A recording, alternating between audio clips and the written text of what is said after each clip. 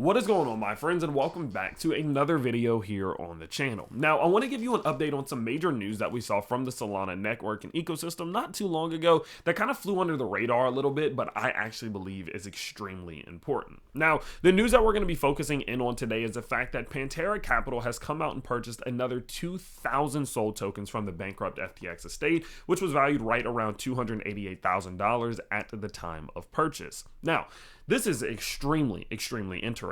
Now, just for a quick brief recap, if you don't remember who Pantera Capital is, or if you feel like you've heard the name but you can't recognize it, they're one of the biggest VCs within the space, especially one that invests a ton in crypto. I mean, you can see they've invested in things like Circle and Coinbase, Fast Break Labs, Metalend, some of the biggest names within the space. Now, you may recognize the name because they were actually the ones who went out and purchased up to $250 million worth of Solana just about a month to a month and a half ago from the bankrupt FTX estate, and this was massive news for everyone. Now, you may say, well, realistically, them buying $288,000 whenever they've already purchased $250 million really isn't that big of a deal. And that's where I disagree with you. I have two major reasons as to why.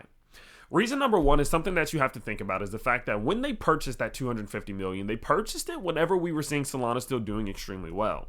Now, notably, this was also before we saw that major crash that happened on the Solana's network, in which network congestion went up like crazy. 80 to 90% of transactions failed. Most people weren't able to use it. Most people were pissed off, myself included. And after we saw that network congestion, I was actually quite concerned, like, shit, man, like, what's this going to do for the whales? Are they going to keep buying it? Are they going to start selling it? Maybe they'll just hold it and leave it alone. Like, what's going to happen? But I was honestly pretty concerned about what the whales were going to do as a result of it.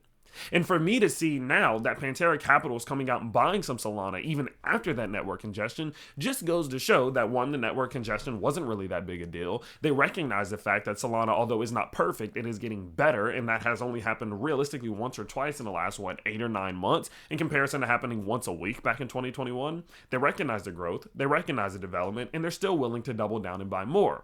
Now, not only are they willing to buy more, the second implication that I'm getting from this is that they are trying to get their hands on as much Solana as they possibly can, especially if they can get it at a discount.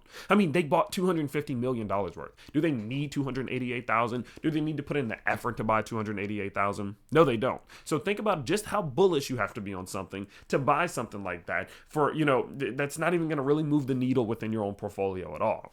That is why I believe that this is so important.